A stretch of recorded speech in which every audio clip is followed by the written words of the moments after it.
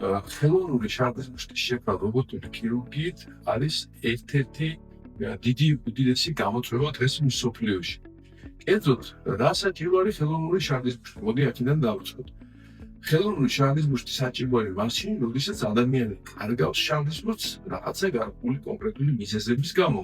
ხშირად ეს არის ონკოლოგიური მიზეზები, ანუ შარდის მუშტის სიმსივნე, თუმცა შესაძლებელია იყოს ასევე შარდის მუშტის ქრონიკული ანთება, რომლის შედეგად შეიძლება დაიკარგოს ასევე შარდის მუშტი. ამ შემთხვევებში ადამიანი დგება ძალიან დიდი პრობლემის, სოციალური პრობლემის და წინაშე კერძოდ ცხოვრების ხარისხის მისი მნიშვნელოვნად უარესდება. შესაბამისად, დიდი მნიშვნელობა აქვს ხელოვნური შარდის მუშტის შექმნას, რათა ადამიანს დაუბრუნოს ცხოვრების ხარისხი.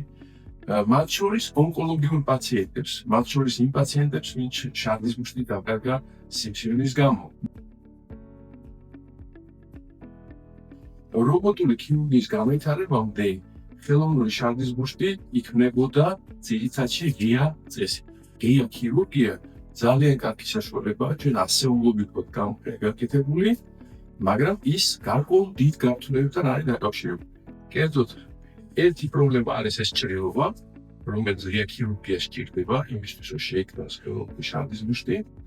ხშირად იგი ინფიცირდება ნაწლავიდან გამომდინარე ინფექციის, ბაქტერიებიდან გამომდინარე და შეიძლება გაიხსნას. და შესაბამისად ძალიან დიდ გართულებებს შეიძლება ჰქონდეს ადგილი. მეორე საკითხი არის ის, რომ ხელოვნური შარდის მუშტი იქნება ჩვეულებრივ ნაწლავის გამოყენება.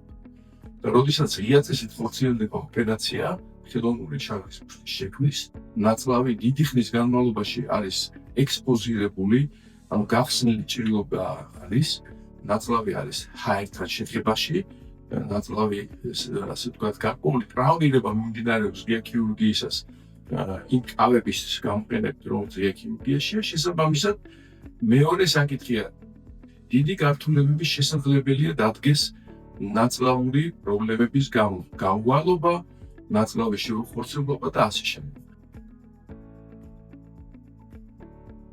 ორ უდიდეს გართულებას აცილებს რობოტული ქირურგია ღია ქირურგიასთან შედარებით, როდესაც საკითხი შეეხება ხელოვნურ შარდის მუშტს. პირველი ეს არის ჭრილობა და ჭრილობის გართულებები, ჭრილობის გახსნა, ევენტელაცია, ნაწლავების გარეთ გამოსვლა ჭრილობის გახსნის გამო, ეს ერთი. მეორე, ნაწლავის ტრავმირებას, ნაწლავის ჰაერთან შეხებას სპობს რობოტული ქირურგია, შესაბამისად ნაწლავური გართულებები, გაუვალობა, ნაწლავის ჭრილობის გახსნა, პერიტონიტი და ასე შემდგომ ეს გართულებები მნიშვნელოვნად მცირდება. რადგანაც რობოტული ქირურგიისას მინიმალური ტრავმირება ხდება ქსოვილების, პოსტოპერაციულ პერიოდში ტკივილის ფენომენი თითქმის მინიმალურია. ადამიანს არ აქვს ჭრილობა. შესაბამისად, მისთვის ძალიან მარტივია ოპერაციის შემდგომ ფეხზე წამოდგომა. ეს არის ძალიან დიდი ოპერაცია, მასშტაბური ოპერაცია, მრავალ საათიანი და უდიდესი მნიშვნელობა აქვს ამ ოპერაციის შემდგომ ადამიანის სწრაფად ფეხზე ადგომას, სწრაფად მობილიზაციას, სწრაფად აქტივობაში ჩართვას, რადგანაც ეს მაქსიმალურად ართულებს ამცირებს გართულებებს. ისეთ გართულებებს, მაგალითად, როგორც არის პოსტოპერაციულ პერიოდში თრომბოემბოლიური გართულებები.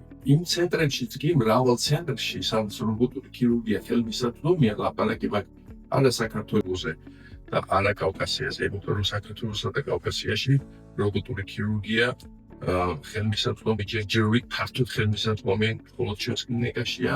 ზოგიერთი კლინიკები იწყებენ ამ პროგრამის განვითარებას, მაგრამ ჯერ ნაადრევ ეტაპზე არიან. ანუ მე ლაპარაკი მაქვს მსოფლიოს მასშტაბით. მსოფლიოს მასშტაბით რობოტული ხელოვნური შარდის მუშტი დიდი იშვიათობაა. ერთეულ მსოფლიოს კლინიკებში ხდება ხელოვნური შარდის მუშტის შექმნა რობოტული გზით. ერთეული სპეციალისტები, ერთეული ქირურგები ფლობენ შესაძლებლობას განახორციელონ ეს ურთულესი ოპერაცია. კერძოდ სირთულე გამოიხატება იმაში, რომ ქირურგი უნდა პირველ რიგში ფლობდეს ამ ოპერაციას ძალიან კარგად. ეს არის უზარმაზარი ოპერაცია, საათები სჭირდება ამას. და მეორე, უნდა ფლობდეს ქირურგი ძალიან კარგად რობოტულ ტექნოლოგიას. და მესამე, თვითონ კლინიკა, სადაც ხორციელდება ესეთი რთული ქირურგიული ჩარევა, უნდა იყოს გატრეინინგებული, გამოცდილი ამ ურთულესი ქირურგიის განსახორციელებლად. მე ძალზედ მოხარული ვარ, რომ ჩვენ საქართველოში და კერძოდ ჩვენს კლინიკაში, ხარაზანაშვილის რობოტულ ცენტრში შესაძლებელი გახდა, რომ მოხდარიყო რობოტული ქირურგიის მწვერვალის მიღწევა. ეს არის რობოტული ქირურგიის მწვერვალის მიღწევა, როდესაც რობოტულად ხდება ხელოვნური შარდის ბუშტის შექმნა. ეს არის ვირგვინი რობოტული ქირურგიის ასე ვთქვათ.